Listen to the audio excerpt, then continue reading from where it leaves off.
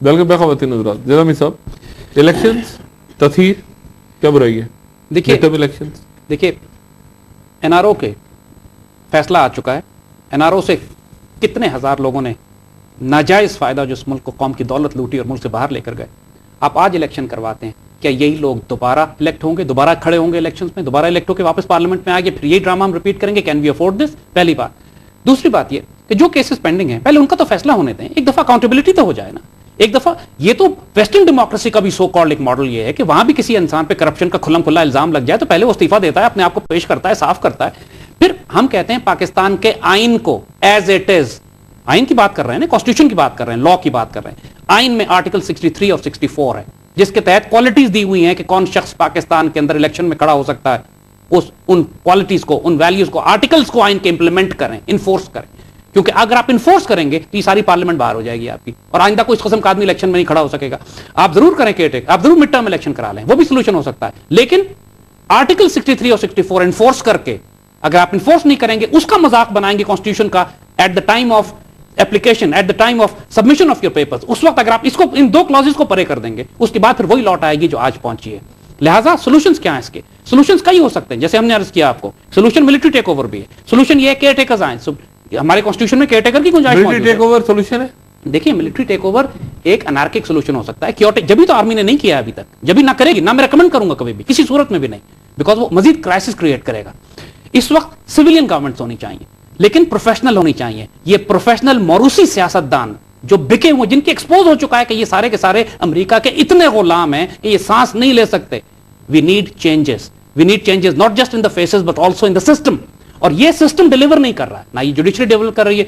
आप पाकिस्तान की दौलत की बात करते हैं कि पैसे नहीं है हमारे पास, हालात कैसे ठीक होंगे? यार, रिकोडेक की gold and copper mine 260 Arab dollar की बेचने जा रहे थे ये लोग, और इसी तरह का एक रिकोडेक नॉर्थ वजीरिस्तान में रखा हुआ है। अल्लाह ने हमें इतने वसाइल और खजाने दिए हैं कि हम सिर्फ जॉइंट वेंचर, थरकोल, हम सिर्फ जॉइंट वेंचर किसी मुल्क के साथ कर लें यार, तो ट्रिलियंस ऑफ डॉलर्स हमारे पास खजाने आने शुरू हो जाएंगे। पैसा इज नॉट एन इशू, हमारा इशू जो है कहतुर रिजाल है। माशी कहत के हमें मसला नहीं है, कहतुर रिजाल का मसला है। और कहतुर रिजाल का सोल्यूशन सिर्फ ये है कि आप अपने कॉन्स्टिट्यूशन में जो आपने क्लॉजेस दो डाले हुए हैं 63 और 64, जिसके मुताबिक कोई करप्ट, कोई चोर, ये तो मेरे ख्याल से आप भी एग्री करेंगे, लेकिन मैं सिर्फ ऐड करना चाहूंगी अकाउंटेबिलिटी अक्रॉस द बोर्ड। मैं ये कह रही हूँ कि उसमें आर्मी की भी अकाउंटेबिलिटी होनी चाहिए, क्योंकि कॉन्स्टिट्यूशन के मुताबिक उनका कोई हक नहीं है। तो जो डिक्टेटर, मिलिट्री डिक्टेटर्स आए, उनको भी तो लंबी बात जा रही है। Let's talk to fix the system. अभी हम जिस हालत में उसको ठीक कर रहे हैं यार, accountability, let's not make any किसी को सेक्रेट का, अभी की बात करते हैं, अभी की बात करें ना, बात कर रहे हैं, बात ही कर रहे हैं। देखिए, एक प्रिंसिपल डिसीजन है, अकाउंटेबिलिटी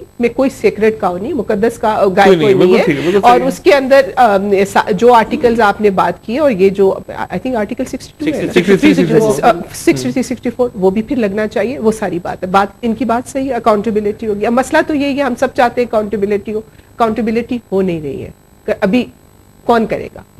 अब जो इनका जो वो है सॉल्यूशन कि कोई केयरटेकर आके करेगा या फौज आके करेगी। नहीं, हमने मिड टर्म को प्रूव किया आपके, लेकिन मिड टर्म इलेक्शन करवाइए आर्टिकल 63 और 64 इन्फोर्स करके। देखिए, उसके बगैर अगर आप करेंगे, नहीं, वो तो ठीक है, उसमें अकाउंटेबिलिटी पे तो किसी को कोई एतराज नहीं। हम समझते हैं कि बिल्कुल अकाउंटेबिलिटी होनी चाहिए। और ये मैं तो दो तरह की अकाउंटेबिलिटी चाहती हूँ। एक तो वो, दूसरे ये तो आपके ऑलमोस्ट ये देखें, ये जो 50 बिलियन जो हमने कर्जे लिए हुए हैं, जो हमने IMF के कर्जे लिए, जिसकी वजह से हमने अपनी इकोनॉमिक सॉवरेनिटी को गंवा दिया है, वो कर्जे जो है उनका भी अकाउंटेबिलिटी होनी चाहिए। वो कर्जे किसने लिए, क्यों लिए गए, किन प्रोजेक्ट्स पे हुए, नहीं, और उसके साथ जो आप तौर पे इत्तेफाक करती हैं इनकी बात से, अकाउंटेबिलिटी के इशू के ऊपर।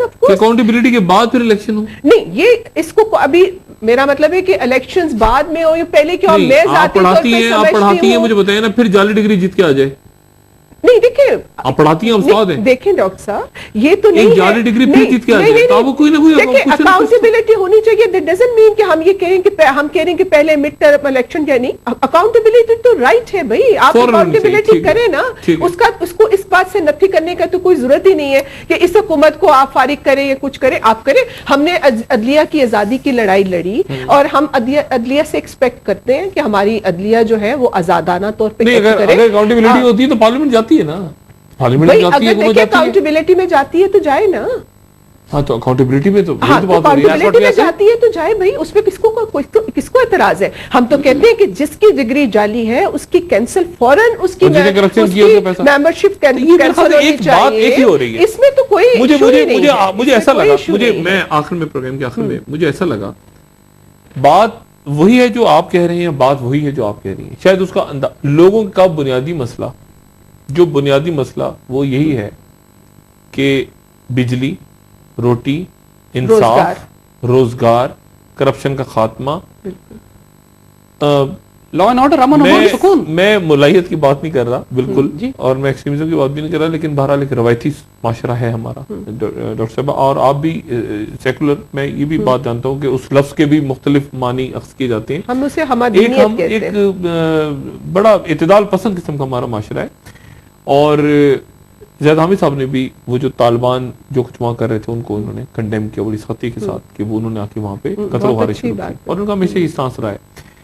बात सारी ये है कि निज़ाम इस तरह चल नहीं रहा, आपने खुद का गवर्नेंस और मिड टर्म होके अकाउंटेबिलिटी पे आप भी इत्तेफाक करती हैं। हाँ, बिल्कुल।